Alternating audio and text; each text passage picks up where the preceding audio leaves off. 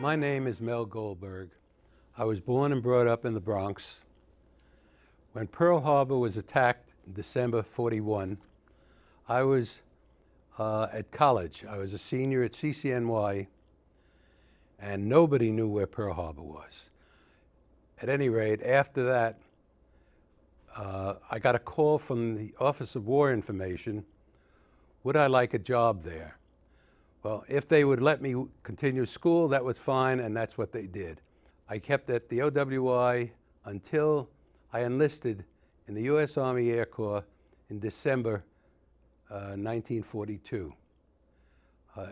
From there, they sent me to Atlantic City for basic training, and then to Michigan State College pre-cadet. At Michigan, we stayed there 2 months, and then they sent us to San Antonio Aviation Cadet Center.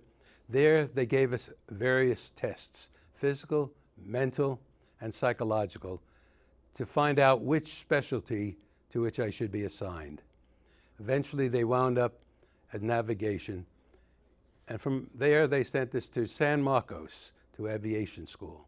Graduated from San Marcos on February 5th, 1944, on my 21st birthday. At that time, I got my wings, and I got a commission as a second lieutenant. From San Marcos, we had a few weeks off, and then sent to El Paso, Texas, where I was to meet the other members of the crew and the new plane that we were going to fly, the B-24 Liberator. A B-24 is a large plane. It usually has a bigger capacity for bombs than the B-17, which is more famous. And it also has a larger range. From El Paso, we finally finished there. They felt we were good enough to go. They sent us to Topeka, Kansas for assignment overseas. At Topeka, my mother and father and brother came out to see us off, and my bombardier's mother and sister also came. At that point, they're supposed to tell us where we're going to go. So on Mother's Day, 1944, we took off to go overseas. Our first flight was to Goose Bay, Labrador. We stayed there overnight and then flew almost 6 hours from there to Iceland. We stayed in Iceland 5 days because of bad weather. And finally, we left to go down to Prestwick, Scotland, but they changed it in mid-flight to North Ireland. On the way down, I was following a radio beam and my regular compass, and somehow or other, following the radio beam, we were being pulled over toward the east, and I couldn't understand it. I kept correcting Mac, our pilot, to go to the right a little bit more and do my compass reading rather than the radio. When we landed in Ireland, I found out the Germans were able to bend the radio beam so that if the plane went on that alone, it would wind up in Germany. And many planes did. But that, it's a little bit scary. We were then sent to England. Our base was in Halesworth, which is in the northeast part of England, north of London. We were there. We flew for a few days to learn how to fly in close formation.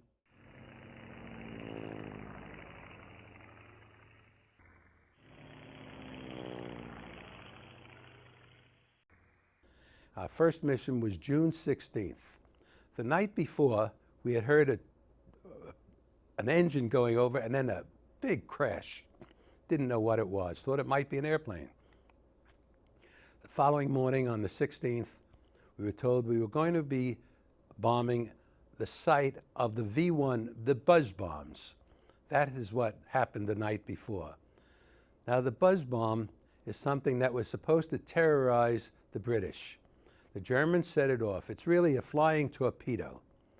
It has an engine and this big torpedo-like bomb, and you can see it flying over, and suddenly the sound stops and the bomb drops. The silence, it tells you it's dropping, but you don't know where it's going. All you know, it's coming down. It is really scary. But at any rate, we went out to hit that site. When we finished our first mission, we were feeling very good. At least we had finished one, and we only had 24 to go because 25 was what they called a tour at that time. From there, we went to other missions and then went to Munich. Now, Munich we went twice. Once we hit a marshalling yard, and the other time it was an airfield. But Munich is quite a distance. And on the second flight, we lost an engine at the target. We dropped our bombs and lost an engine. Now at that point, we're quite a distance from England. And Mac, our pilot, said, Mel, give me a heading for Switzerland. Now, if you're going to Switzerland, you have to know that they have an airfield there that you have to go to. You'd have to put your landing gear down and fire green flares so that you know you're going there. And then the Germans had built a base right on their border, which is exactly the same as the Swiss base. So if you didn't know it right, you were going to hit the wrong base and wind up in German hands. At any rate, after saying that, Mac said, Mel, do you think we can make it back? Well, I had to consider the fuel that we had remaining, going on 3 engines, and the trip we were going to make, and the evasive action we would probably have to do. And I thought we could. And then Mac asked the rest of the crew, and they all said, let's do it. So they all agreed, and we started back alone, no fighter escort, and luckily, no German planes attacked us. But as we're approaching the border of Germany to France, you see a little puff of black smoke in front of us. So there was one ACAC, one anti-aircraft battery waiting for us. At that point, I told Mac to make an evasive action and go to the right, about 45 degrees, so that if we had gone straight ahead, as we were, they would have had our range, they would have had us. And so we kept doing back and forth like ducks in a shooting gallery until we finally made it back to base. And that was a happy time. One other mission that I remember distinctly is Hamburg. Now Hamburg was, we were supposed to hit the dockyards and the marshalling yards there. And while we were flying over, that flak was intense. Now you have to understand, flak is from an 88 gun that the Germans had, which is probably the best they ever had. They used it for infantry and anti-tank as well as for aircraft. It could reach up to 25,000 feet. But when we were flying, and we knew we were going into that flak, we had what we called aluminum foil. Originally, I thought it was for a party or something, but it turned out they call it chaff. And our waist gunners would throw it out of the back, out of their windows. It was designed to block the radar that the Germans had. We didn't have the radar, but they did. And it blocked the radar so they couldn't distinguish the airplanes because of the aluminum foil that was coming down. At any rate, going into this black puff, which takes about 20 to 30 minutes of non-evasive action going right through to the target, and you have to go into that black flak no matter what. And as we're going in, my pilot suddenly yells, "Jump, fellas, jump!" And I immediately have my chute. I'm ready to take my bombardier out of the nose turret to go down, and my co-pilot says, "Not us, fellas, it's Osborne." My pilot didn't know he was on intercom. Osborne was the pilot on the plane next to ours, which had just been hit and was going down. And Mac was telling them to jump. Well, I collapsed on the floor. I couldn't move. But we got through Hamburg and came back. Then we went to, they raised the missions again to 30, and then finally we get to Cologne. Now at that point, Cologne was our 32nd mission on October 14th, 1944. The first mission there, we were hitting a marshalling yard, and our elevator tab didn't work. It broke. So we had to come back alone. But no problems at all, really, except for the tab, which makes it difficult to steer the plane and keep it afloat. The second mission, the following day, was Cologne again. And again, all hell broke loose this time.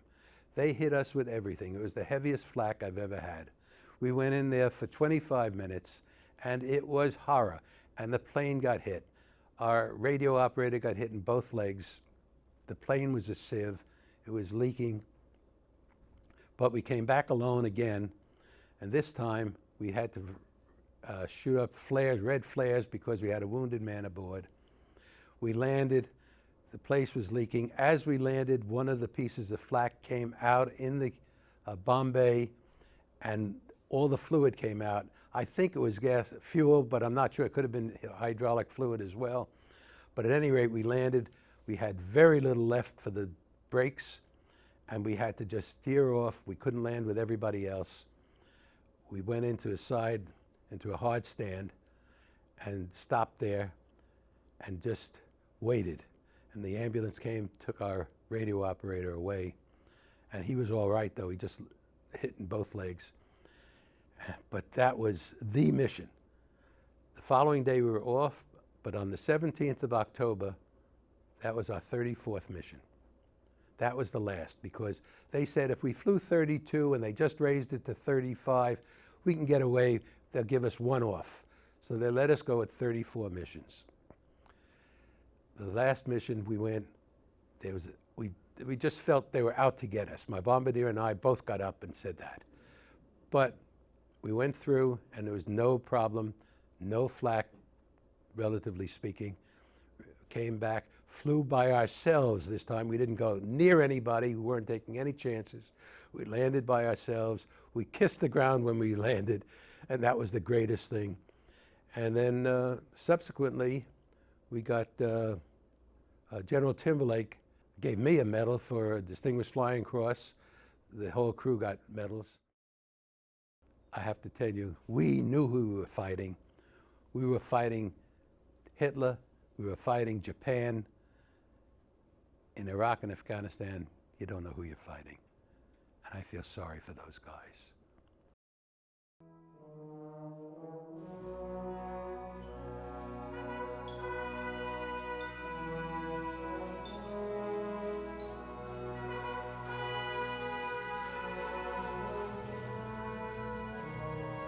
My name is Saul M. Sachs.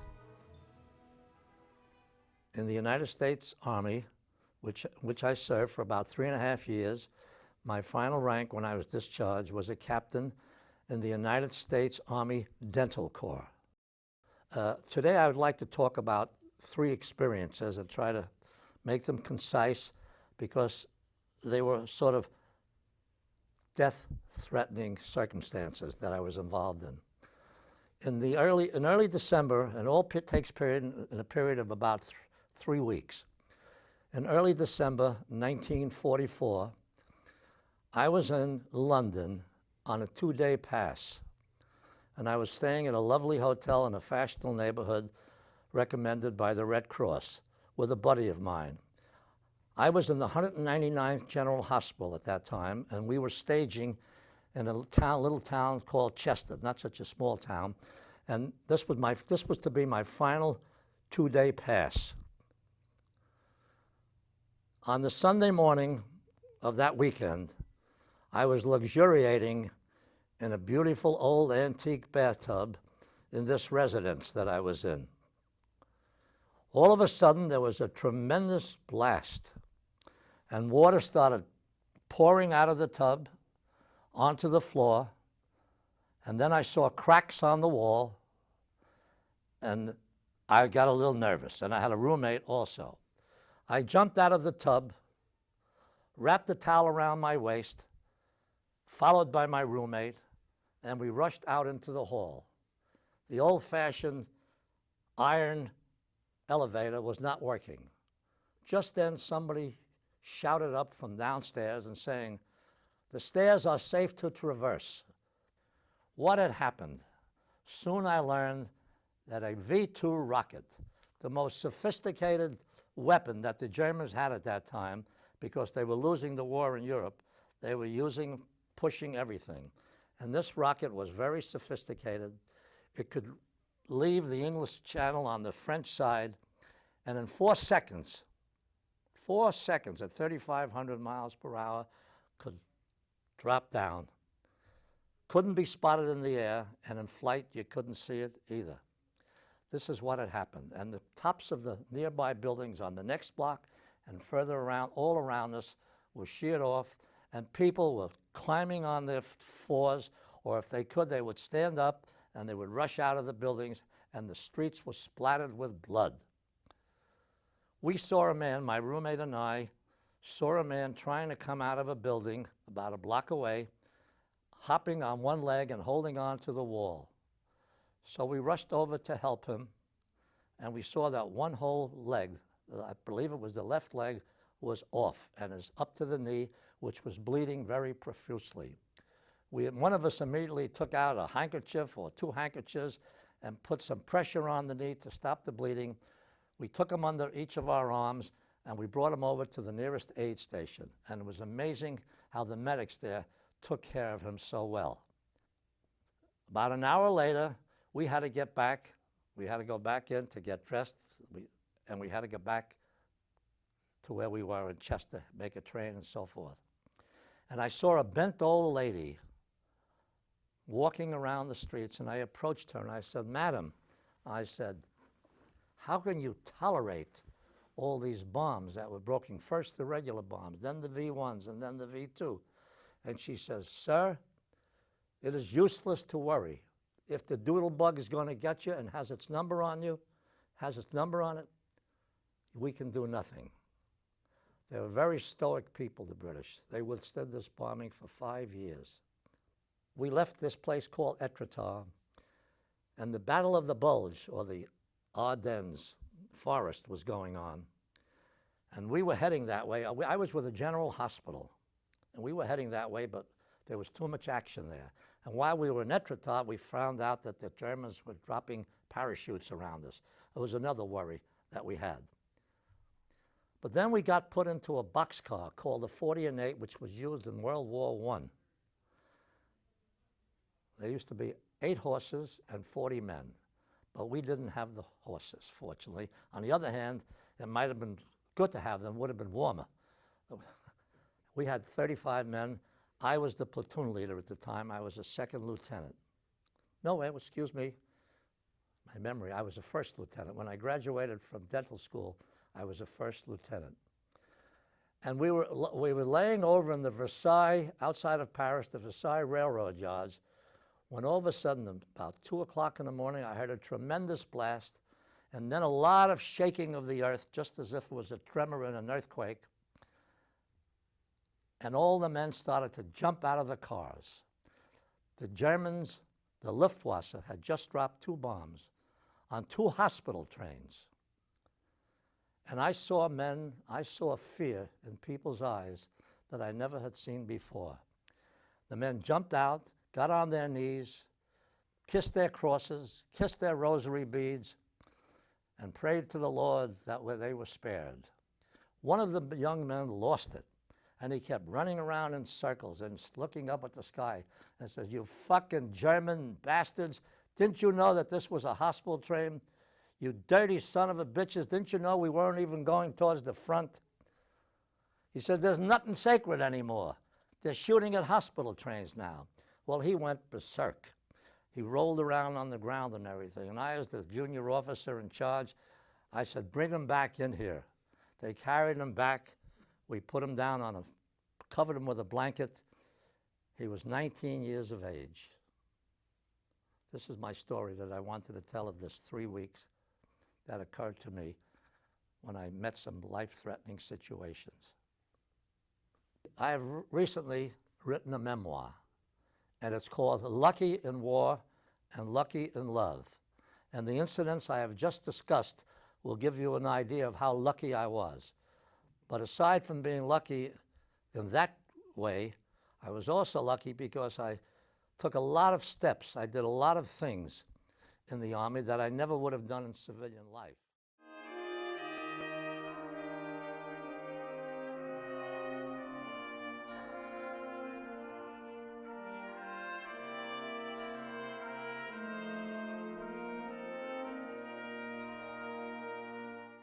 I'm Jacob Boltino. I live in Great Neck, New York. I was a PFC in the Army. That's the highest rank I ever got. I was wounded on May 2nd, 1945, almost at the end of the war, the European War. And we were at Belady Pass. Well, we're advancing to Belady Pass. And I was firing my rifle at the time I was hit. And a bullet struck my arm, went through my chest, out my back. I howled for the medics. Nobody came. So I started to crawl back to where we started from. I passed a dead Japanese soldier, and I knew that I was almost back. And as soon as I passed out, the medics came to me. And they started to work on me and put me in a Jeep. There was a Piper Cub waiting for the wounded. I was put into a wire basket and attached to the wing of the Piper Cub and somebody else at the other end. And I said to myself, going through, that I'm coming in at a wing and a prayer. They got me to the MASH unit, and I was facing up, facing the top of the tent, and someone yelled out, "There's a big tree falling on the tent." I couldn't move, so I was just gazing. The doctor that ran out of the tent, the tree that was landed on the tent, landed on him. He had his thigh crushed, and they had to amputate at that moment, but they couldn't move the tree. I don't remember anything after that until I was wheeled out from a tent that was in Lady. I was in Luzon when I was wounded. And the stars were bright and just enough light for the orderlies to take me to the hospital.